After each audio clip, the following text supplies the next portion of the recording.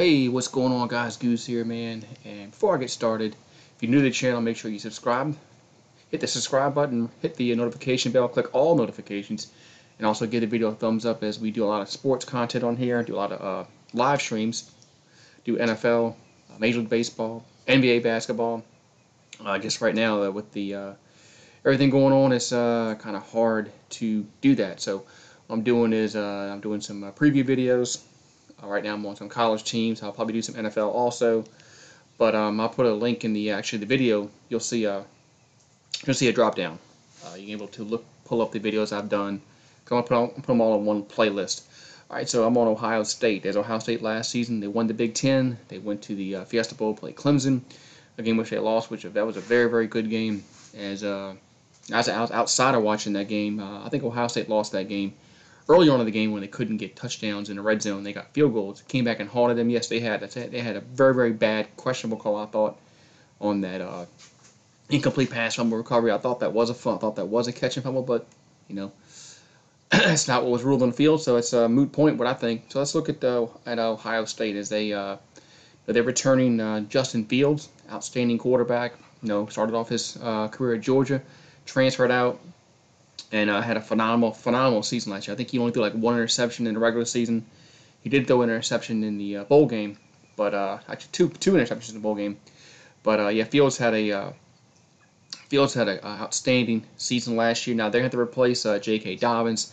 They're going to have to replace Chase Young, Kuda. So the Buckeyes. That's why you have to recruit well and just keep the the factory going, as they say. That's why you got to just. I mean, you year in year out, you have to have those top 5 recruiting classes in order to just continue to have those top 4 finishes that you want to have, and that's what Ohio State's done. So they are returning their quarterback Justin Fields, so that's a very, very plus for them. But let's look over their schedule as let's pull it up there. All right, so make sure I make it a little bigger here. All right, make sure I can see it because it's kind of a little bad here. All right, so we got Bowling Green. Now they start off the season with Bowling Green. I mean, that should be an easy win. Bowling Green was 3-9 last season, so even in their conference, Bowling Green did not have a good season last year. So that should be easy. Should be a game where Ohio State can get to their bench early, probably in the second half, and roll to a victory. Then they have to go on the road to face Oregon. This is week number 2 matchup. A lot of good 2-week matchups if you look at week number 2 in the college football. But so Oregon, hopefully the season takes place and we get to see this football game, because anytime you go up to Oregon, it's always a tough place to play. Oregon, they got to replace Justin Herbert. They got to replace him. So interesting to see who they shell out at quarterback. Without spring ball, it's kind of hard to know who's going to be in these positions. So Oregon, that should be a very, very tough game for the Buckeyes, because anytime you go up to Oregon, that stadium is very, very loud. But who would be favored? It's kind of really kind of hard to tell at this point. But I'll probably give the slight edge to Ohio State just because they're returning their starting quarterback Justin Fields. All right, then they go at home against the Buffalo Bulls. Bulls were 8-5 last season, as they're an average team in their conference. But let's face it, they don't have the athletes to compete with Ohio State. As this should be Ohio State should easily roll in this football game. Then they play Rutgers. They return Greg Schiano. Greg Schiano comes back, as Rutgers finished 2-10 last season, and I think the last time they went to a bowl game was 2014. Rutgers. Schiano had them. He had them respectable, albeit it was in a different conference. But when he was there, I mean, at least they went to bowl games. At least they won more times than they lost. So I'm interested to see how long it takes Schiano, if he can get this team, Rutgers, to 6-6, something like 7-5, maybe 8-4. I mean, because Big Ten's a little tougher than the Big East. But it'll be interesting to see how Schiano can he make this Rutgers team even respectable. All right, then they have a bye week, and then they face the Iowa Hawkeyes. This will be a home game for Ohio State. You don't have to go up to Iowa and play up there in because that could be a tough place to play. And in Iowa, especially at night, Iowa has pulled off some upsets at home, but going on the road to the Horseshoe, I would have to give Ohio State the edge on that. Then they have back-to-back games, conference games at Michigan State, then at Penn State. Let's look at Michigan State first.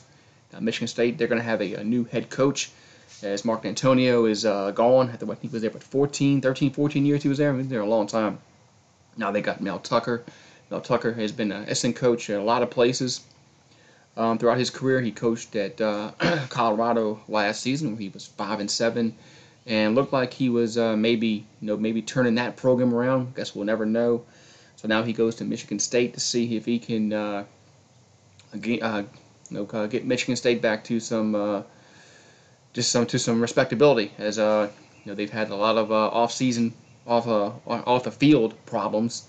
So that's got to get cleaned up. So interested to see how Mel Tucker does at Michigan State. All right, then we have on the road at Penn State. I guess this could be one of the Penn State whiteout games they have every season, as Ohio State will go to Happy Valley to play Penn State. This will probably be the toughest game on their schedule for Ohio State, as as if you look at Penn State, what they're returning, their quarterback, their offensive line, their starting running back. Penn State's they're another team that's going to be loaded in the Big Ten. I think it'll be either Ohio State or Big Ten. I'm sorry, it'll either be Ohio State or Penn State that wins that Big Ten. Probably the Big Ten title. Those two have to be the favorites to win the Big Ten. But I've been interested to see who wins this football game. Like I said, this will probably be their whiteout game. So this will be the tough game on the schedule. Then they have a home game against Nebraska. Nebraska. And Nebraska hasn't won a conference championship since 1999. It's been that long since Nebraska's won any kind of conference title. They have just been very, very, very mediocre ever since they fired up Frank Solich. Ever since they fired Frank Solich, they've been running in and out of coaches, and now they got Scott Frost. Scott Frost was at UCF, led them to an undefeated title in 2017? Yeah, 2017, and now he's trying to bring Nebraska back. Can Nebraska ever come back? It just seems like they're just stuck in this just being this average football program.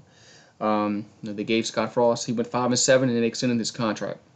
They fired Bo Pelini and they fired Frank Solich when they won 10 games. So I don't know what's going on in Nebraska, or even how they can even get back. But it looks like they just have problems. All right, then they have a home game against Indiana. As Indiana, they were 8-5. They went to a bowl game, lost to Tennessee.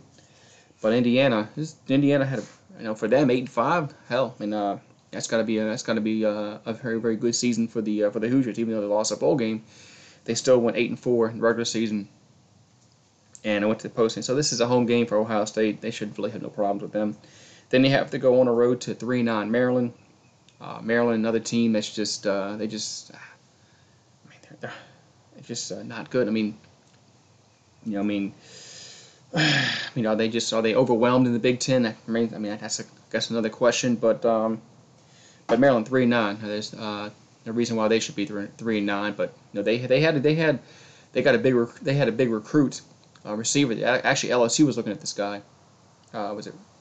Name is escaping me offhand. But ended up staying home, going to Maryland. So this is at Maryland. I know Maryland beat Texas, like 2 years in a row, several years ago. But I don't see the Buckeyes having any kind of problem beating Maryland. And then they have 2 more games left. They have to play at Illinois. Illinois was 6-7 last season, lost their bowl game. Lovie Smith, with his white beard, looks like Santa Claus. So Illinois, they've been up and down as a program. So they're 6-7. They beat Ohio. I remember when they beat Ohio State back in 2007 when Ron Zook was the head coach of Illinois. Ohio State still won the Big Ten. They still went to the BCS title game that year. But Illinois has had those games where they upset teams, but I don't see it this year.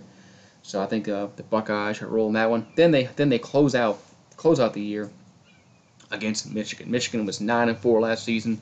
They haven't beat Ohio State in forever. I think 2011 was the last time Michigan has beat Ohio State. This Michigan and Ohio State's like this. It's a lot like LSU and Alabama. LSU took them and they lost 8 in a row to Alabama. LSU lost 8 in a row to Alabama until they finally beat them last season. And Michigan, I think it was 2011 the last time they beat Ohio State. And I know it's getting to the point where Michigan they just cannot beat Ohio State. Doesn't matter what year it is, what the roster is. They just cannot beat Ohio State. And I don't see it changing this year. I mean, Michigan's going to change their quarterback. Ohio State's playing at home. So if you would ask me right now here in April who would win this game, it's got to be Ohio State, right? I mean, I don't think anybody would pick Michigan at this point because let's face it, Michigan under Jim Harbaugh has not proven that he can win. He can't win a big game. He can't.